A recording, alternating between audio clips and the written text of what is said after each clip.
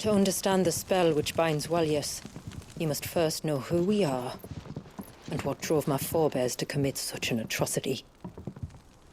This tapestry is our story, the one that brought us here. After generations of wandering, my people sought refuge in northeastern Storm, some 170 years ago. But in exchange for our safety, the Gregorian Church demanded we renounce our faith and branded us heretics when we could not. To be exterminated, as a lesson to others. And so was it chronicled in the imperial histories, for anything less would have made the Church seem weak. Yet a handful survived. The few who did fled north and west, and in doing so discovered two things that would forever shape our fates. The first was an old legend, revealing how to make your very own mother crystal. I've heard that one before. Yes, yet it gave them new hope, however false. Our ancestors convinced themselves that they could recreate the divine if they could only find a strong enough heart.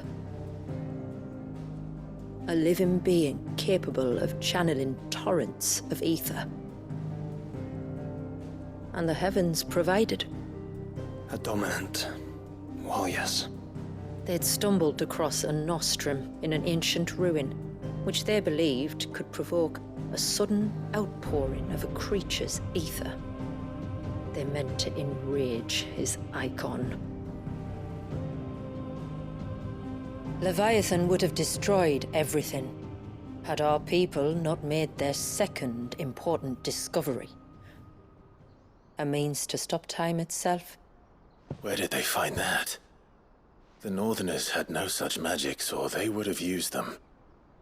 When our ancestors first arrived, the land was uninhabited, save for an old witch who lived on the highest peak. Her body had been consumed by the curse, a cruel payment for her long years of service to the Northern Thanes. So desperate were they to prevent the fall of Drake's Eye, they'd forced her to devise a spell to stop time. But Drake's Eye did fall. It did. When she finally perfected the necessary magics, it was already too late. As punishment for her failure, the Thanes exiled her to this forsaken place to live out the few days she had left. Knowing her suffering, our ancestors cared for her as best they could, and in return, she gifted them her spell.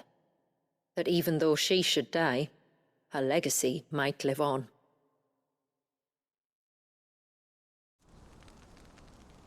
So armed with both the knowledge of the ancients and the secrets of time, our ancestors settled upon an ambitious plan. They would create a new mother crystal and enchant it that it might endure for all eternity. Thus would our people's wandering, our suffering, finally end, and prosperity visit us once more. And all it would require was the sacrifice of a single child.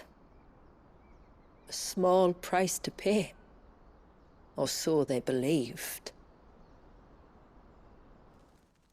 Another victim of man's blind reliance on the mother crystals. So we know the seal source. How do we break it and restore the flow of time? Do you recall the dome of light on top of the cliffs to the west? Inside lie the ruins of an old temple. It was there that the witch built the Vare, a conduit of sorts that channels her remaining ether into the surge. But it's been a long time since anyone set foot in the place. And now, there are others who claim it as their own. Then we shall go prepared for a fight. That said, it may be best if one of us stays behind. You think the village could be in danger? We saw the ether flow from Walyas in all directions, but only encountered a single familiar. There will be more.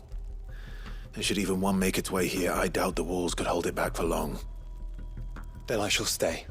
The Phoenix will see your people safe, tributary. You have my thanks. Very well. We should depart at once. I fear time may no longer be a luxury we can afford.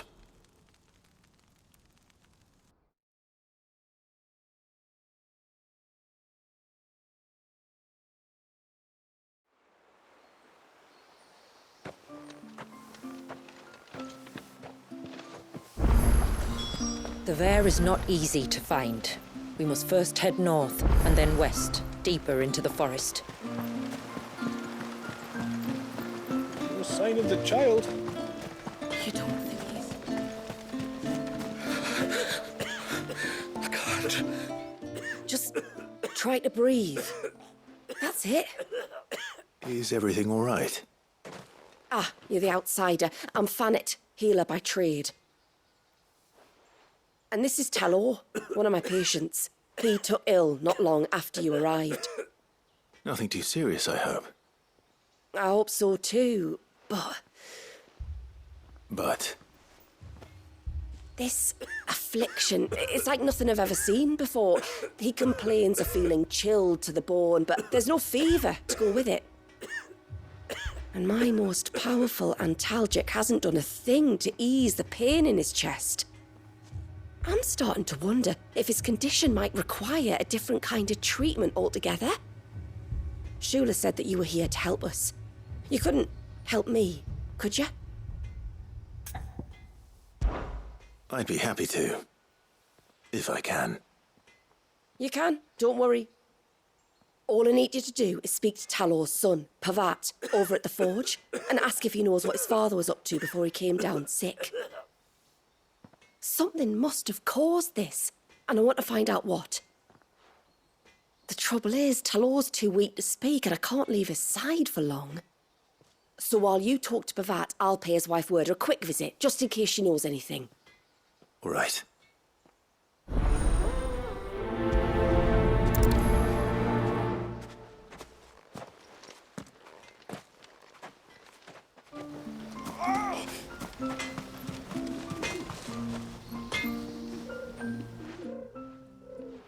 Oh, do you need something? I do, though not from the forge. Fanit asked me to speak with you. She's looking into the cause of your father's illness and wondered if you could shed any light on the matter. I see. Sorry. She shouldn't have dragged you into this. It's no trouble, really. Tell me, did your father do anything out of the ordinary before he fell ill? Not that I know of. But then I hardly see him. He's always out and about, like. Well, at least he was. Suppose he might have been a bit more fidgety than usual, but apart from that... When you say out and about, where does he usually go? Just round the village. Wanders over to Blazier's place most days. He's a fisher who lives on the other side of the fount. They're old friends. Maybe he knows something I don't. Maybe. I'll go and speak with him.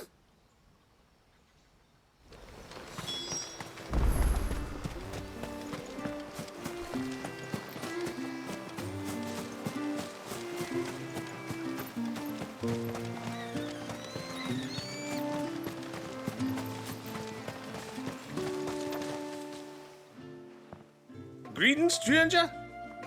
What can I do for you? Your name is Blazier, is it not? Pavad tells me you're a friend of his father's, and that the two of you may have spent some time together prior to his illness. His illness? Talor's never been ill a day in his life. I don't know why he'd start now. Oh, Fanny doesn't know either. It was she who asked me to look into his recent behavior on the off chance it might explain how his condition arose.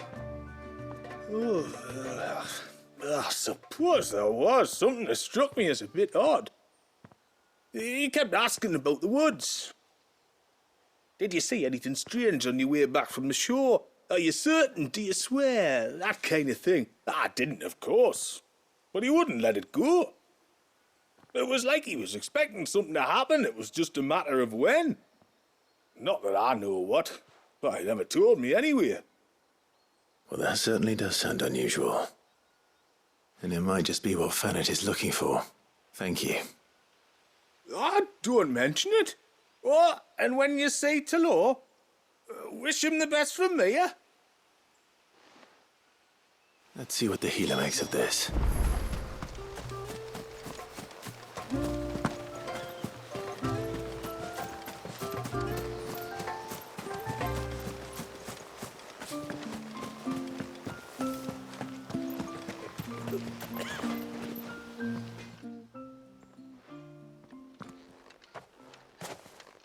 I spoke with Werder, but she couldn't tell me anything. Did you have any better luck? Nothing conclusive. But there was one thing. Azir, the fisherman, told me that Talor had taken a sudden interest in the forest of late. He kept asking him if he'd seen anything unusual there on his way back from the coast, but never let on what exactly he was expecting him to have seen. The forest between here and the coast. Surely not. But then... I can't say for sure. But I think Talor's illness might have some connection to the Tomberries. You may have encountered them during your time here. The small, scaly beastmen. And you think they may have caused Talor's illness? I do. At least in a way. And if I'm right, it's no wonder the treatments I've been trying didn't work. Oh, I know it's a lot to ask, but would you go down into Father's Fell for me? There's an altar there. And if my fears are true, an offering upon it. What is going on here? Please. I'll explain everything when you return, but time flows fast. I beg you, make haste for Father's Fell and take the offering from the altar. Talor's life may depend on it. Very well.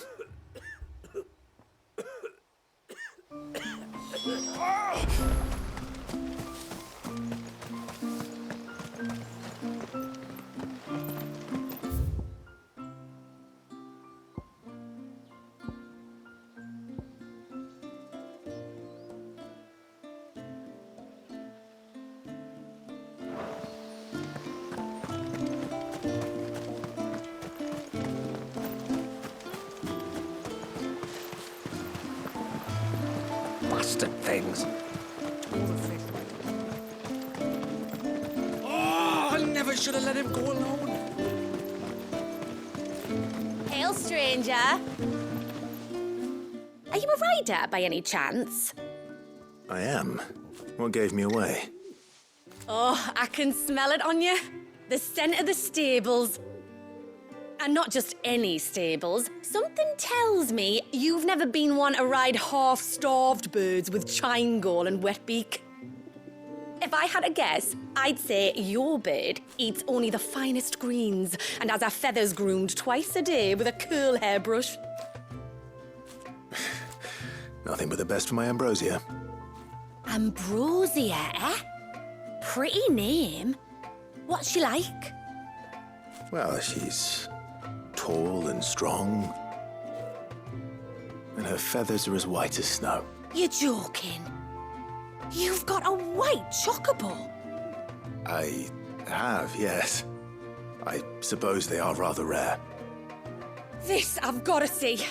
Can you bring her here? I would if I could, but I doubt Shula's skiff could hold her. Me dad's got a boat. And he's ferried chocobos before. You could get him to bring her. It'd be perfect timing and all. He's preparing for a trip beyond the wall as we speak. I'm sure he'd help you if you asked. He would. Well, I don't suppose it would hurt to have Ambrosia around. All right then. Where could I find your father? He'll be in the storehouse on the other side of the brook. Tell him Manda sent you.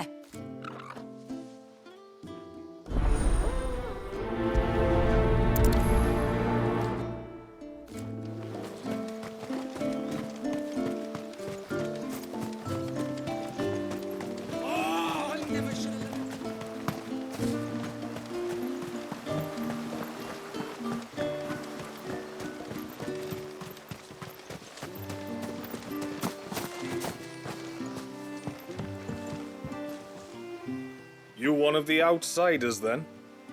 I am. Shula invited me. Are you Manda's father? I am.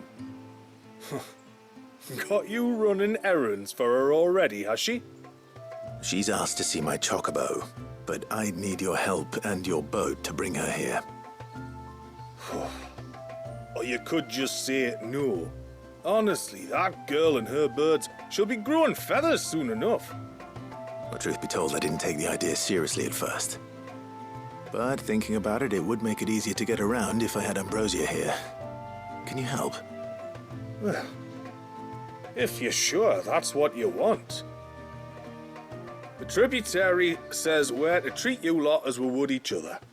So, if you need me to ferry your bird over, then that's what I'll do. Still, they don't take the water easily. I'll need you to bring us a mimic goat or two to keep her calm on the journey over.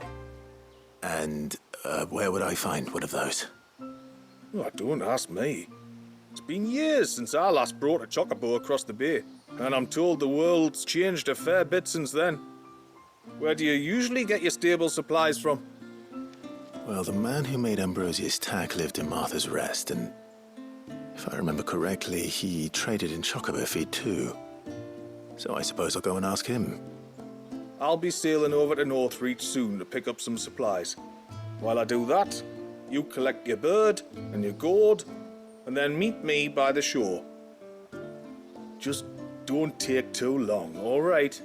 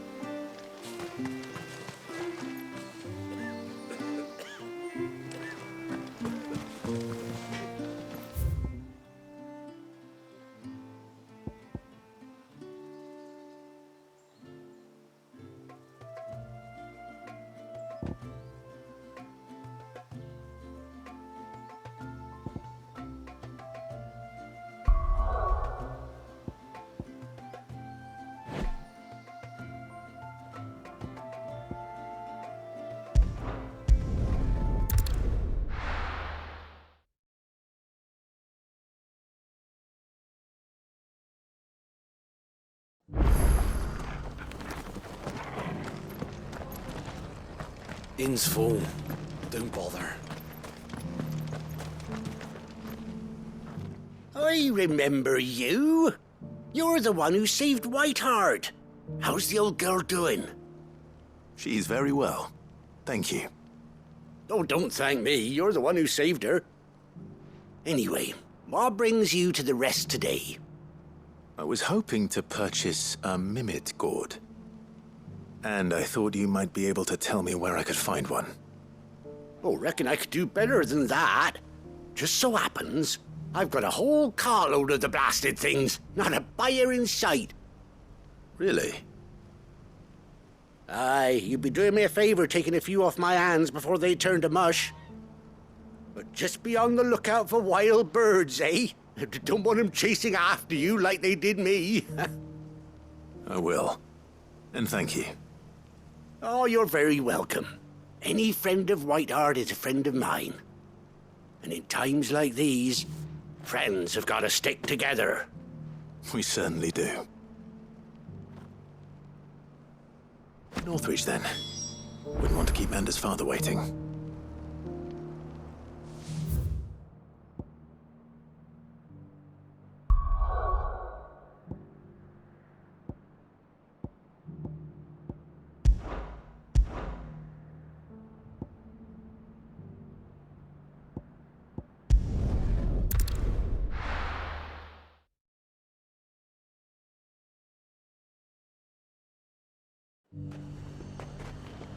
The High Cardinal.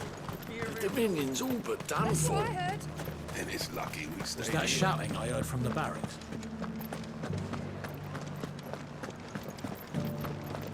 Do you think he was the only one who survived?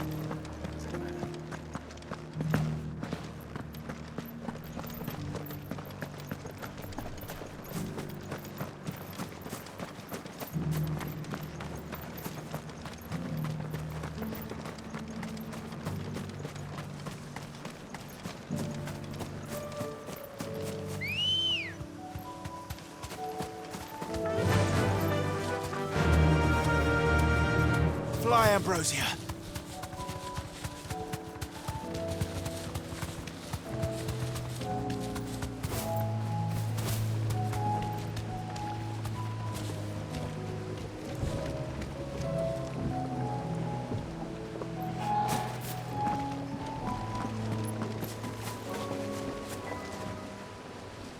Ah, there you are.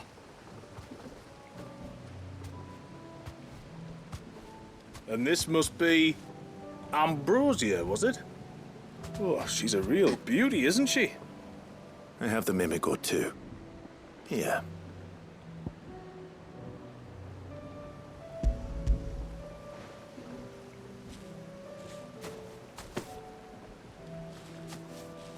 Thank you kindly.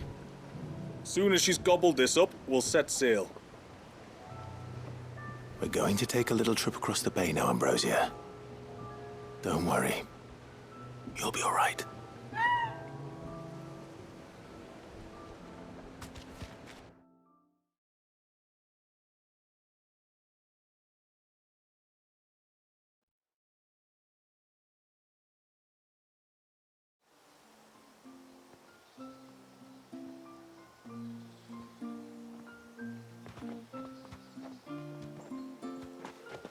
Well, we made it. You didn't all? She is as white as snow. You're beautiful, aren't you, girl? Brave, too. She was calm as you like on the journey over. The mimic gourd will have played its part, of course, but passing through the walls enough to spook most birds even then. Not this one, though. Ambrosia's been through a lot. I doubt there's much that could unnerve her now.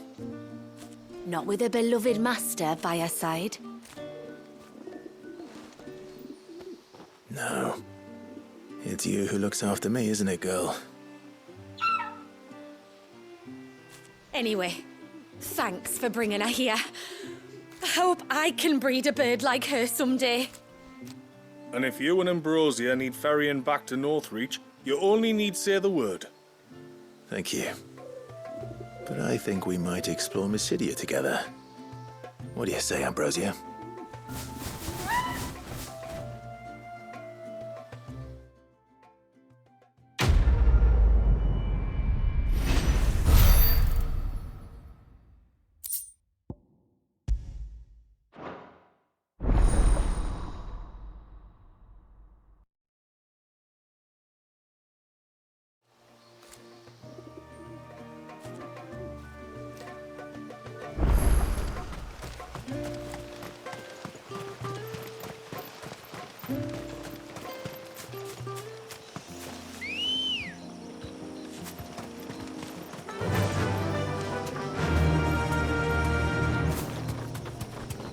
Before, we turned east at the shipwrecks to reach the coast.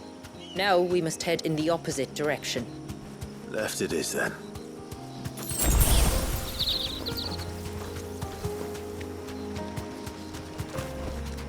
That'll do, girl. If there's one thing I know about beastmen, is that they love to hide in the dark.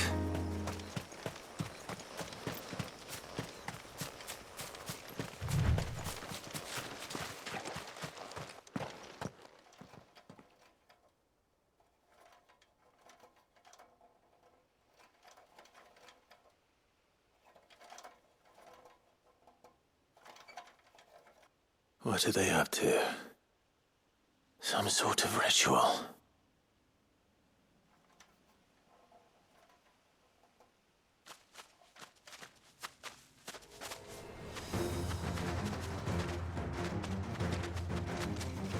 Sorry to disturb you.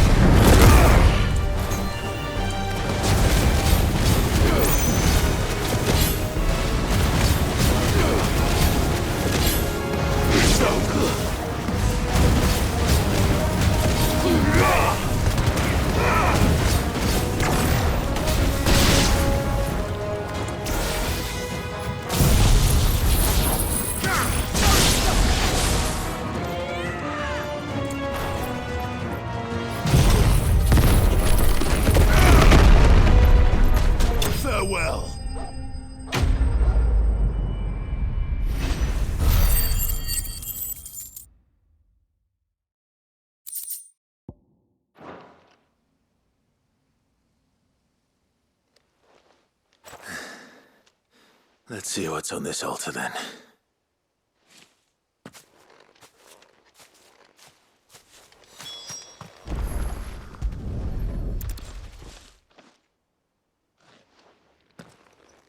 A silver chain.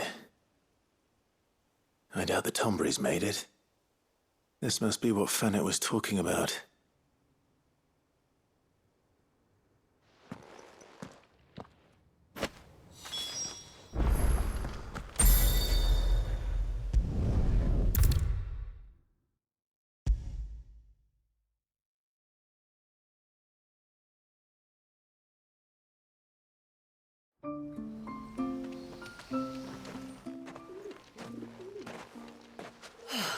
You're back. Well, did you find anything? I did. This silver chain.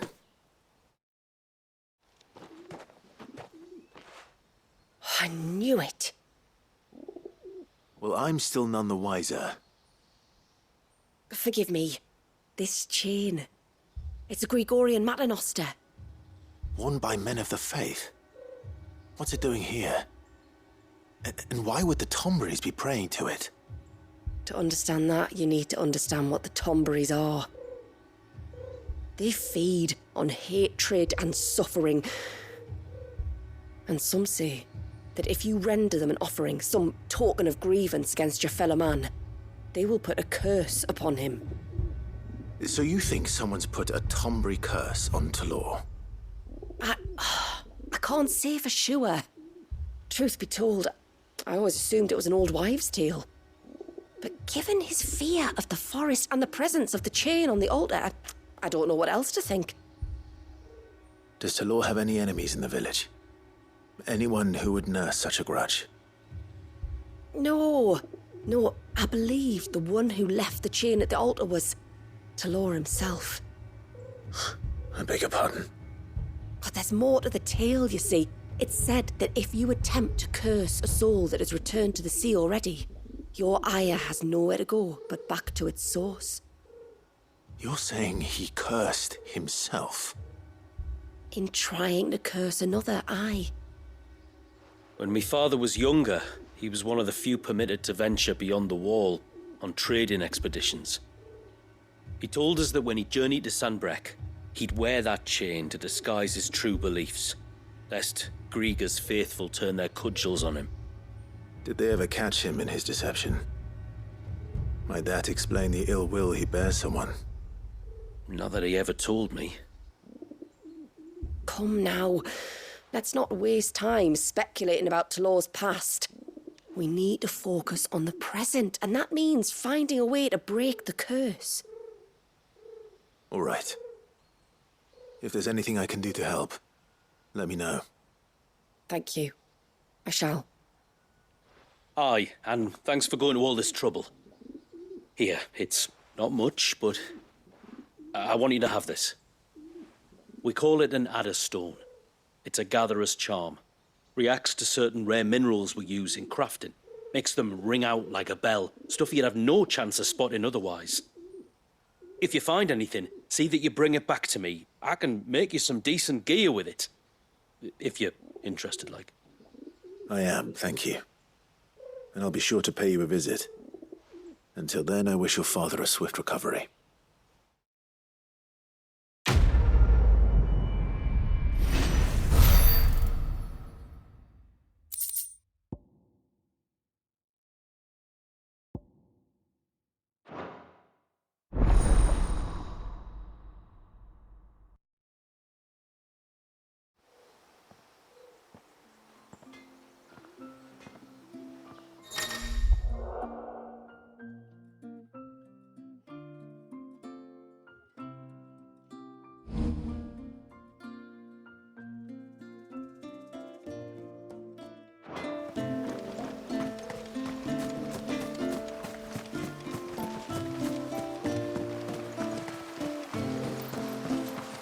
Bastard things.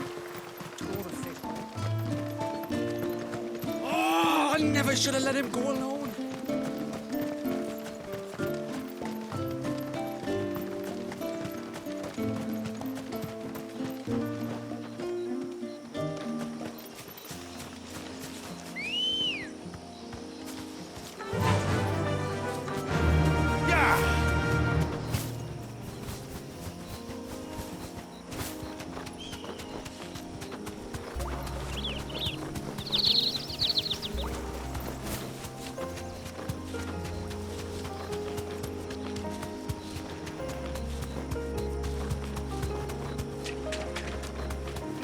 There's a large gate up ahead, and beyond it, a cluster of ancient ruins. The temple, or the Heir of Powers as my people call it, can only be reached by passing through them.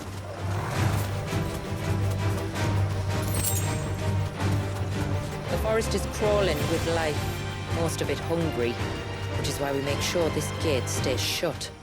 And why you carry that impressive-looking axe, I presume. Noticed her, have you?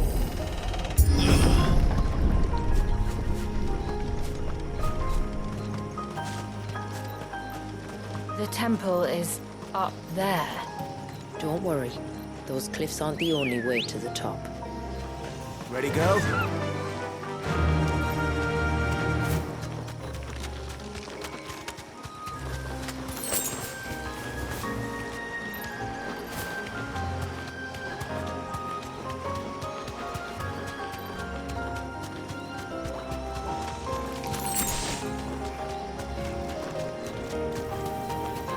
Are these the ruins? Yes. As far as we can tell, they're part of the same complex as the temple itself. To think of all the people who must once have lived here.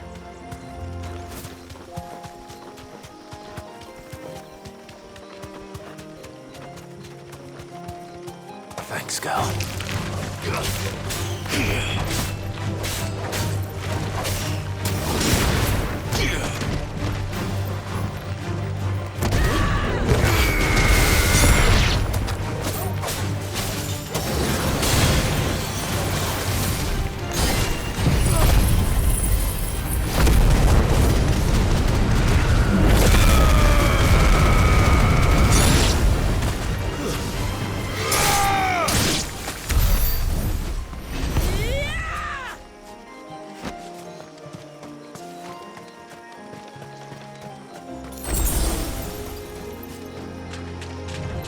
These remind me of home.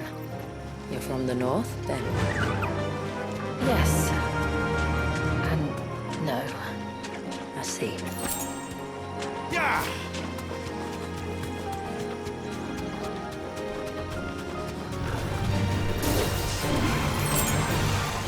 Straight home now.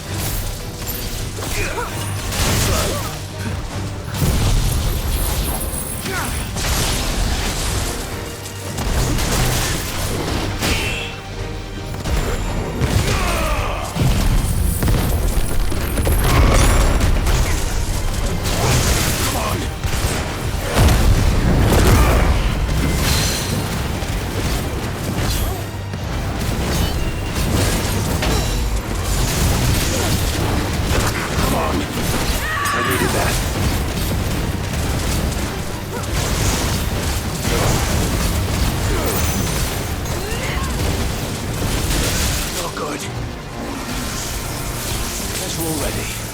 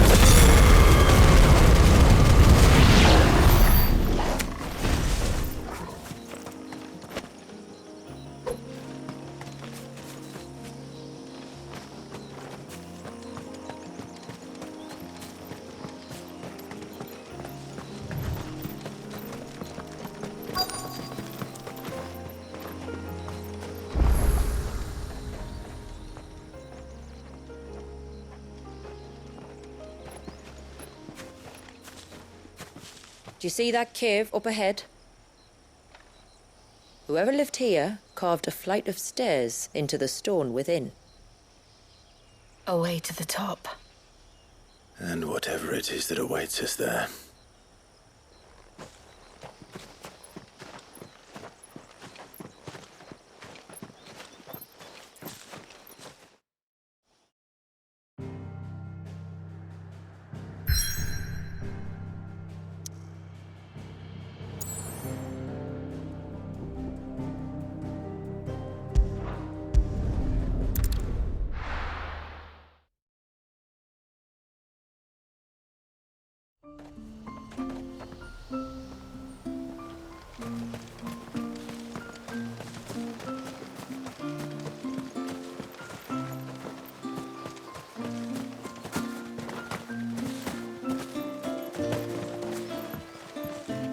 When you've decided what you want, just let me know.